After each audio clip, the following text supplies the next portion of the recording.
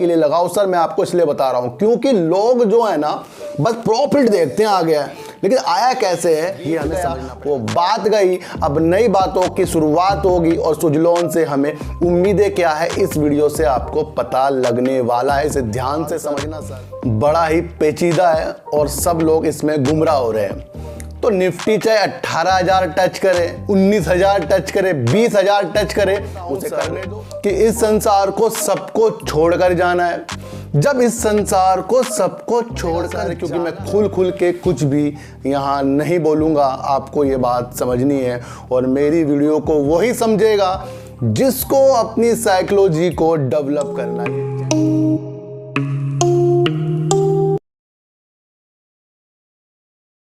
नमस्कार, मैं स्वागत करता हूं आपका अपने ही चैनल पर जिसका नाम है सार्थक बाजार से। और आज बात करेंगे सर ट्राइडेंट की और बात करेंगे सुजलोन का रिजल्ट आ गया है, क्या तेज़ी आने वाले दिनों में होगी या रिजल्ट इसका कुछ ऐसी आया है, कुछ इसके अंदर खास नहीं है और अब हमें इसके अंदर करना क्या है, इसके बारे में आज हम एक समीक्षा करेंगे।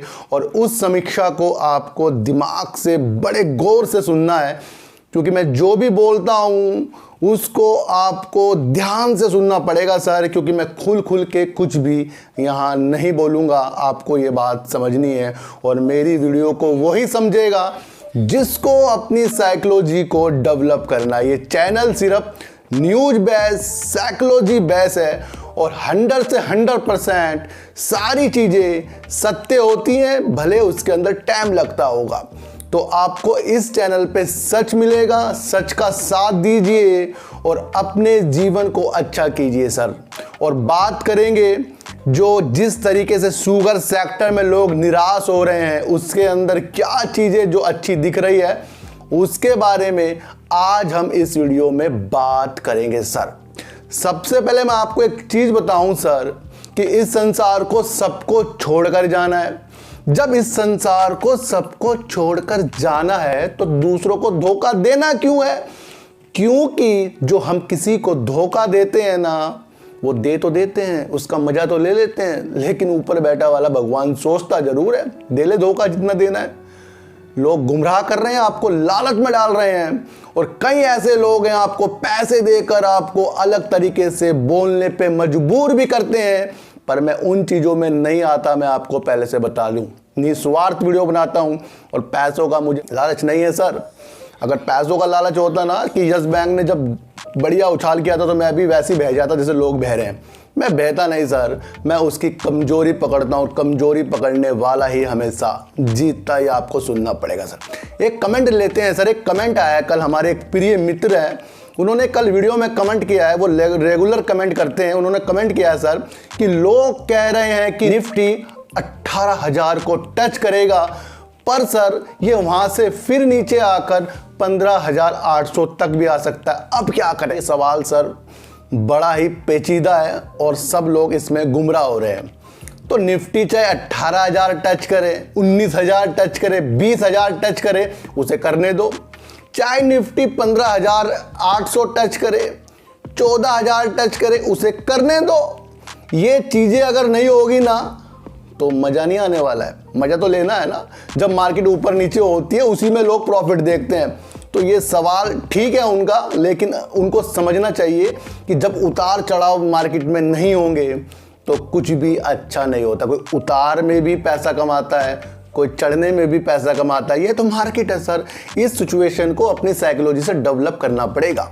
लोग आपको निफ्टी हो गया, बैंक निफ्टी हो गया या ऑप्शन ट्रेडिंग, जितनी भी चीज़ें इसके अंदर है ना, आपको जो भी बताते रहेंगे वो एकदम से वो नहीं होगी। क्यों नहीं होगी? क्योंकि जब आप वो काम अपने द्वारा करते हैं तो आपकी साइकोलॉजी कुछ और कहती है। तो सबसे पहले अपने साइकोलॉजी को हमें मजबूत करना पड़ेगा। तो बात करते हैं सबसे पहले ट्राइडेंट की। अनोखा शेयर बहुत तेजी के साथ ऊपर, हमने इसकी उम्मीद बढ़ते कदमों के साथ छोड़ दी थी क्योंकि ये बड़ी तेजी में ऊपर की तरफ जा रहा था। लोगों को आगाह भी किया था। जितनी भी वीडियो मेरी ट्राइडेंट के ऊपर है आप उसको देख सकते हो। शुरू में पॉजिटिव है, लेकिन जब इसके अंदर रंग ढंग अलग लगे तो निगेटिव बननी शुरू हो गई थी। और जब मैं निगेटिव बनाता हूं तो उसका असर पड़ता है। होता क्या है सर कि ट्राइडेंट को जिसने बुलंदियों तक पहुंचाया, जो इसके डायरेक्टर और नॉन एग्जीक्यूटिव चेयरमैन है जिनका नाम है राजेंद्र गुप्ता जी, बड़े ही कर्मठ और बड़े ही एक ऐसे व्यक्ति जिन्होंने ट्राइडेंट को बुलंदियों तक पहुंचाया है। चाहे उनका पेपर का बिजनेस हो, टेक्सटाइल में बिजनेस हो, केमिकल में हो, सब में उनका योगदान जो इनका बोर्ड है ना वो भी बोलता रहता है।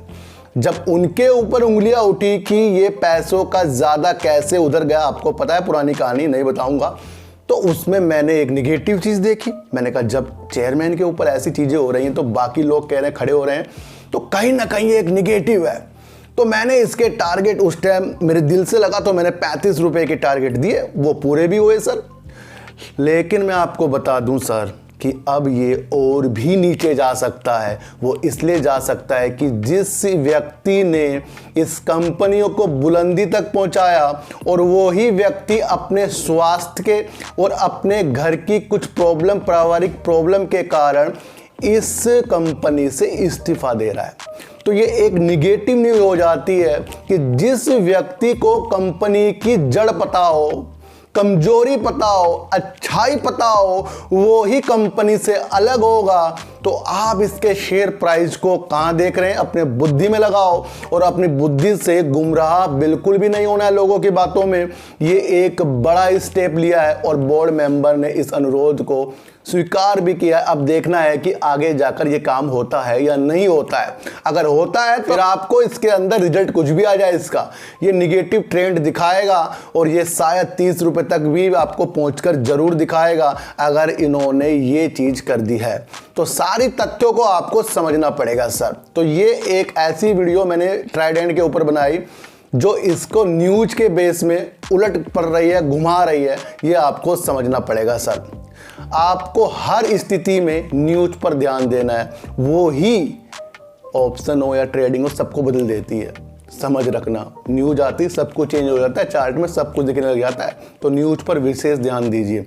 तो बात करते हैं सर रेणुका शुगर, रामपुर चीनी, और बात करेंगे सर प्राज इंडिया की, बीपीसीएल की, क्योंकि एक ऐसे सरकार के कदम से इन शेयरों में तेजी के संकेत आने वाले कुछ महीनों में दिखेंगे। चौकन्ने हो जाओ, क्योंकि भारत ने एक ऐलान कर दिया है कि वो अप्रैल 2023 से पेट्रोल में 20% एथेनॉल मिलाएगा और इंडिया के कुछ चुनिंदा पेट्रोल पंप में ये सुविधा देगा। भारत के पेट्रोलियम मंत्री जी हरदीप सिंह पुरी जी ने कह दिया है कि ये लक्ष्य अभी 2023 का और इसको बढ़ाकर 2025 में वो करने वाले हैं और 2025 में पेट्रोल का 5वां हिस्सा एथेनॉल में होगा। कितनी एक पॉजिटिव न्यूज़ निकलकर प्राज इंडिया पर दिमाग लगाइए, रेणुका शुगर पे लगाइए और लगाइए बलरामपुर चीनी पर और लगाइए सर बीपीसीएल पर, क्योंकि ये सब एथेनॉल तो बना रही है लेकिन ब्लेंडिंग कौन कर रहा है? ब्लेंडिंग कर रहा है सर हमारा बीपीसीएल। और बीपीसीएल के लिए मैंने आपको पहले बता दिया था। बजाज हिंद शुगर भी आपको इस लाइन में पकड़ना चाहिए, क्योंकि वो ही एक ऐसी चीज है जिसने अपनी कैपेसिटी एथेनॉल में बढ़ा दी है। और आपको यह भी जानना होगा कल हमारे देश के प्रधानमंत्री ने क्या उद्घाटन किया, कल कहां थे वो, तो सारी नॉलेज आपको होनी चाहिए। कल वो थे हरियाणा के पानीपत में, क्योंकि उन्होंने 2G एथेनॉल प्लांट का एक उद्घाटन कर दिया है और जता दिया है कि आने वाला जमाना एथेनॉल पर उतरने वाला है। तो ये एथेनॉल में जो भी काम हो रहा है 2023 से अप्रैल में पेट्रोल पंप में ये मिलना शुरू हो जाएंगे। अभी से दिमाग लगाओ, गुमराह मत नहीं होना है, हमें ध्यान रखना। इस न्यूज से रेणुका शुगर भी अच्छा लग रहा होगा आपको, बजाज भी लग रहा होगा, प्राज इंडिया भी लग रहा हो, बलरामपुर चीनी भी लग रहा हो, बीपीसीएल को तो पकड़ कर रखो, क्योंकि ये प्राइवेट भी होने सकता है जिस तरीके से इसके अंदर सरकार की 52.98% की हिस्सेदारी है। ये भी न्यूज निकल कर आ रही है कि वो कभी भी उचित समय में प्राइवेट कर सकते हैं। तो एथेनॉल का काम हो गया। तो अब बात करेंगे सुजलॉन एनर्जी की। सुजनॉल एनर्जी की हम सिर्फ बात इसलिए करेंगे कि हम देखते हैं काम, और काम इसलिए देखेंगे, हम साल की बात नहीं करेंगे, हम क्वार्टर 4 और क्वार्टर 1 की बात करेंगे। जो बीत गया वो बात गई, अब नई बातों की शुरुआत होगी और सुजलॉन से हमें उम्मीदें क्या है इस वीडियो से आपको पता लगने वाला है। इसे ध्यान से समझना सर, क्योंकि कुछ चीज़ें हम जब ध्यान से नहीं समझते तो वो हमारे पल्ले नहीं पड़ती और वो हमें शहरों में नहीं दिखती। अब ये वीडियो मैं आज बहुत जल्दी बना रहा हूँ क्योंकि आज मेरी ऑफिस की छुट्टी है, तो मैं जल्दी बना रहा हूँ 12:30 बजे करीब। अब इसके बाद ये अपर सर्किट मार दे, लोअर सर्किट मार दे, मुझे मत कहना, क्योंकि ये वीडियो मैं 12:30 बजे करीब बना रहा हूँ दिन में। आज पहली बार दिन में बना रहा हूँ मैं, तो ध्यान रखना कि अब इसके अंदर कुछ भी हो सकता है, लेकिन मैं वीडियो तो जरूर बनाऊंगा। इसमें आपको समझना है कि इसका रिजल्ट का इफेक्ट क्या पड़ने वाला है। सबसे पहले हम ये चीज़ देखें कि इन्होंने क्वार्टर 4 में जो अपनी सेल की थी ना, 2478 करोड़ रुपए की थी।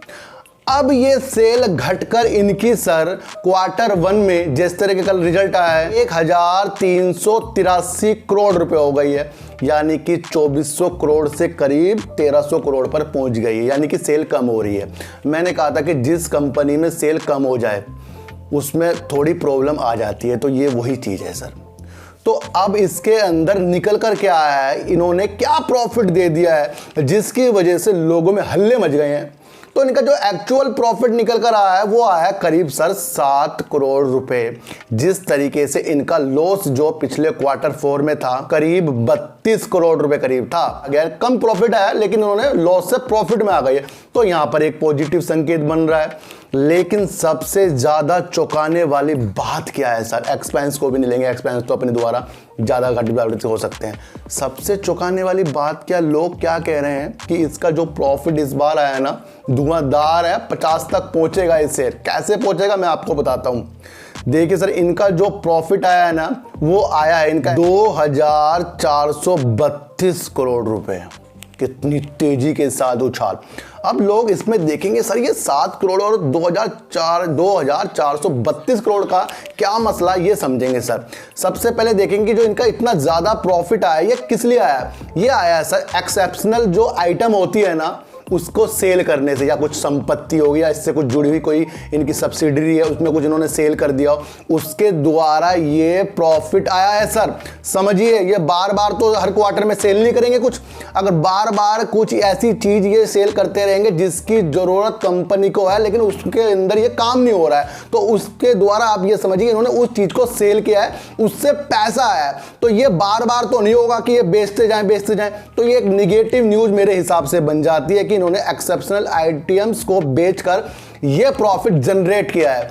अब इसमें एक निगेटिव संकेत ये बन रहे हैं कि इसके अंदर अभी कुछ नहीं हो रहा है। क्यों नहीं हो रहा है? क्योंकि इनकी सेल घट गई है और सारा मुद्दा कंपनी का सेल का होता है।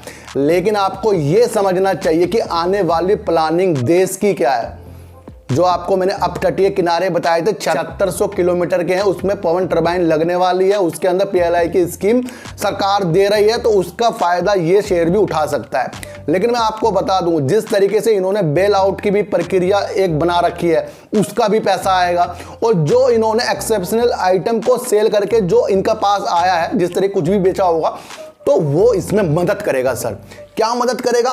सुजलॉन को पैसे की जरूरत है और 2432 करोड़ जो प्रॉफिट आया है और जो बेल आउट की प्रक्रिया है वो भी पैसा अगर आएगा तो मिलकर ये फिर बहुत अच्छा आने वाले क्वार्टर में काम करेंगे। तो अभी इसे नॉर्मल ले लीजिए। मेरी बातों को अगर आपको समझ में नहीं आया ना कमेंट कर दीजिए, क्योंकि मैं आपको हर बातों का सलूशन निकाल दूंगा। कुछ भी अच्छा रिजल्ट नहीं आया, आपको ये ध्यान रखना है। मेरे पास कुछ चीज़ थी, मैं उसको बेच रहा था तो उसका प्रॉफिट आ रहा था, लेकिन मेरे पास जो मैंने पहले कुछ खरीदा होगा वहां किनारे में पड़ा था और वो मुझे बेकार दिख रहा था, मैंने उसको बेचा, वो पैसा मेरे पास आ गया वापस। तो ध्यान रखिए, मैं बार बार तो उसको चीज को बेचूंगा नहीं।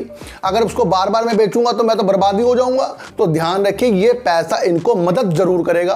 क्यों करेगा? क्योंकि एक बेल आउट की प्रक्रिया चल रही है, उसकी भी कुछ पैसा आएगा और ये भी आएगा, दोनों मिलेंगे, फिर ये अच्छा काम आगे जाके करेंगे। देश को 2030 तक के पवन और सौर ऊर्जा पे, अक्षय ऊर्जा पे सरकार को लाना है, तो उसके लिए इसको पैसे की ज़रूरत है। इसके पास कुछ अलग से आइटम पड़ी होगी, उसको इसने बेचा है, उसके अनुसार 2432 करोड़ का प्रॉफिट आया है। तो ये समझना है कि इसका एक्चुअल प्रॉफिट नहीं है, कुछ पड़ी हुई चीज़ बिकी और बार बार वो नहीं बिकेगी। तो अपने दिल को गुमराह मत करो और ज़्यादा से ज़्यादा दिमाग अपना इसको आने वाले समय के लिए लगाओ। सर मैं आपको इसलिए बता रहा हूँ क्योंकि लोग जो है ना बस प्रॉफिट देखते हैं आ गया है, लेकिन आया कैसे है ये हमें समझना पड़ेगा। सेल कम हो रही है, ये नेगेटिव चीज़ है, ध्यान रखना। अगर मेरी कोई दुकान है, मैंने उसमें पिछले बार 1 करोड़ की सेल करी, इस बार मैंने 5 लाख की सेल करी, मैं बर्बादी की तरफ हूँ, ध्यान रखना। सेल जो है ना हमारी इंक्रीज होनी चाहिए। ध्यान रखना, आपकी सैलरी 15,000 है और अगले बार वो 20 होनी थी, इस बार 10 हो गई, तो क्या हुआ कि इसका मतलब आपने काम अच्छा नहीं करा है। आपके बॉस ने कहा भाई आपकी 5,000 सैलरी कट, 10,000 का वैल्यू है आपकी।